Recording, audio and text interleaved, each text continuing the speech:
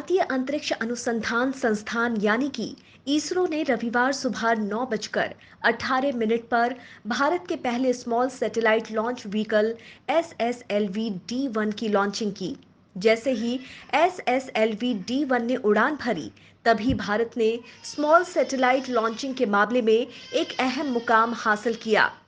इसरो के इस मिशन का काउंटडाउन 2 मिनट 26 सेकंड पर शुरू हुआ था और 10 मिनट के भीतर मिशन की दोनों सैटेलाइट EOS-02 और आजादी सैटेलाइट को सेपरेट कर उनको उनकी कक्षा में स्थापित करना था। वैज्ञानिकों को उस वक्त मायूसी हाथ लगी जब SSLV सैटेलाइट को 356 किलोमीटर सर्कुलर ऑर्बिट में स्थापित नहीं कर सका। इसरो का कहना है कि इसके सारे चरण सामान्य रहे, लेकिन जिस ऑर्बिट में इसे स्थापित होना था वहां तक नहीं पहुंचा। वो सैटेलाइट अब किसी भी काम का नहीं रहा। इसके फेल होने की वजह का पता कर लिया गया है। अब इसके समाधान की दिशा में कार्रवाई की जाएगी। साथ ही इसरो ने कहा कि बहुत जल्द ही SSLV-D2 लॉन्च किया जाएगा। इसके अलावा एक कमेटी का गठन होगा जो कि इस सैटेलाइट के फेल होने की वजह का अध्ययन करेगी। इससे पहले इसरो ने ट्वीट करते हुए कहा था कि वो अपने सबसे छोटे रॉकेट SSLV-D1 के प्रक्षेपण पर डेटा का विश्लेषण कर रहा है, जो रविवार सुबह श्रीहरिकोटा के अंतरिक्ष केंद्र से पृथ्वी अवलोकन उपग्रह और एक छात्र उपग्रह लेकर गया। इसरो के अध्यक्ष एस सोमनाथन ने कहा कि SSLV-D1 ने सभी चरणों में अपेक्षित रूप से प्रदर्शन किया। मिशन के अंतिम चरण में कुछ डेटा की दिक्कत आ रही है।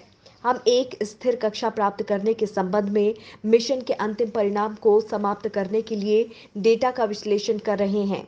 इसरो सैटेलाइट के फेल होने की जांच कर रहा है।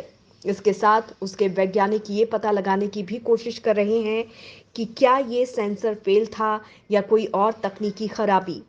इसके साथ ही इसरो ने जल्द ही SSLV-D2 लॉन्च करने का दावा किया है। आपको बता दें कि चौथे स्टेज के दौरान ISRO EOS-02 earth observation satellite से संपर्क नहीं साध पाया। इसरो ने कहा कि डेटा लॉस को स्टडी किया जा रहा है और जल्द ही इसे सुलझा लिया जाएगा। हालांकि औपचारिक तौर पर इसरो ने डेटा लॉस को लेकर अधिक जानकारी नहीं दी है।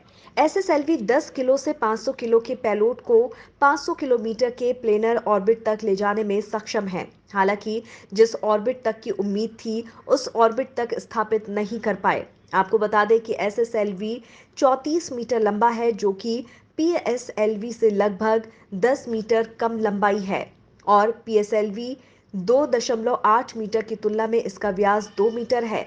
PSLV का वजन 320 टन है, जबकि SSLV का 120 ton.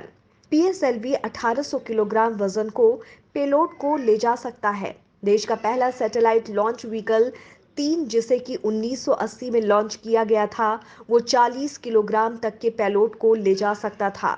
Bureau report, Janbhavna times.